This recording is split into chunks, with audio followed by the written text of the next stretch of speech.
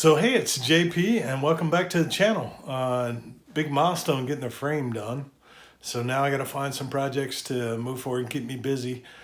I want to get the suspension back together. I want to get the rear end done. So I did make a list and we're going to flip over and take a look. So the short list is organized suspension parts. I gotta hunt the trunnion down. I do know that I have one that didn't look as good as the other, so I think I'll be needing one of those. I've got a kit that I need for install for the front end. Pack the bearings front and rear. I need a reamer tool which fits those front A-arms, and for the life of me I can't remember the size on that. And I wanted to get the rear leaf springs painted, and what I don't have on this list is also to hunt up the rear shock absorbers and clean those up, refill them, and paint those as well. So one more thing to add to the list, and then we can go from there. Today is locating suspension parts, trying to figure out where everything is.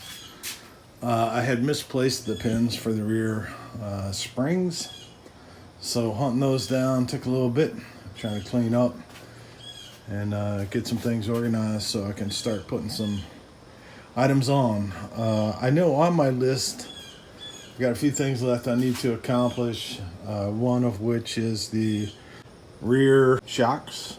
I know I have new links for those. I don't think I've cleaned up and refilled the oil in the shocks to take a good look at them. I remember them being in pretty good shape. Need to chase some threads, paint some shackles, and then make sure I've got all the urethane bushes for the rear end installation. And then take a look at kit for locating and mounting the rear end. The axle itself, I've got to get the infloat correct. I need to locate the tabs for locking in the bolts, even though I probably won't do that just yet.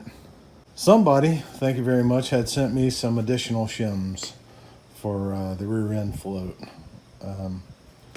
I've actually bought a magnetic base and a travel machinist style indicator, so I can set that up hopefully myself. All right, so another one of those things on my to-do list was get the ends torqued up, hub assembly back on. It can be a little confusing. So figure II, which shows what I'm looking at right there, which is the end of the hub assembly. Here's what I found was it says the, that's my dog letting me know somebody's getting too close to the house. So it says 125 to 145, securing it with a split pin. So pack some bearing grease in here, and then I'll pull this out. Okay, don't let anybody fool you. Packing bearings is fun as all get out. So I've got the bolts ready to go. They're all painted up. So nice that I got this on, but through looking back through some pictures, found out that I got that just a little bit out of alignment. Should be like that. That one's about 1 tooth off of where it should be. So, all right, well, that certainly helps line it up a little better. So now on to the other side. This is what I got after I snug these up, put the shims in behind the backing plates.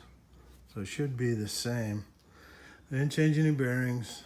The only thing we did was trying to get these tight. But that's quite a big gap right there. And it's supposed to be 4 to 6 thousandths, and it's a whole lot more than that. So let me know what you think. Is that gap too excessive, or should it be, smaller than that?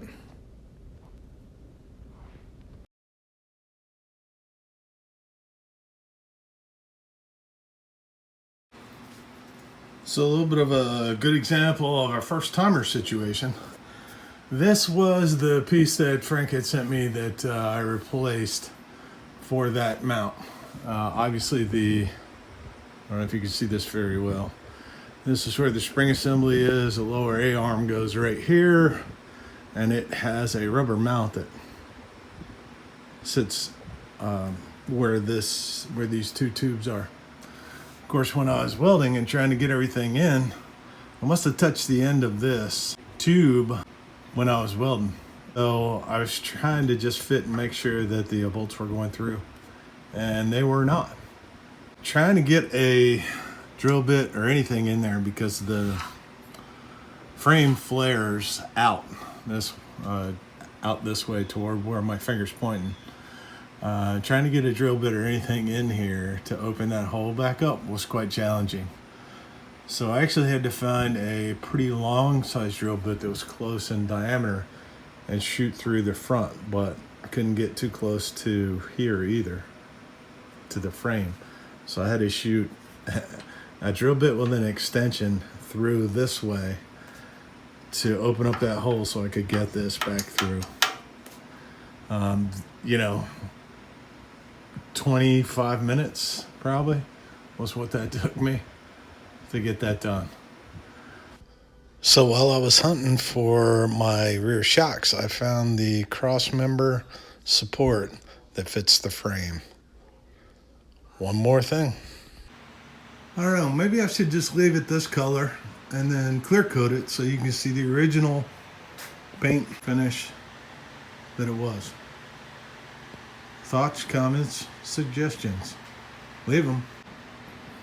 In that Power Hour theme, we're gonna go with brush the rust off of the rear springs and get them ready for some top coat. Just wire wheeled them really well. They weren't terrible. One that had the stamp was a little better than the other one. So got those knocked out, ready to go. And I gotta wait 24 hours before I top coat. I did put a little rust conversion spray on them, so that's what I'm waiting for, just that flash off. So concluding the last couple days of work, I did manage to get some paint on. I think it turned out pretty good. Got one kind of drying over here. Got another one drying right here.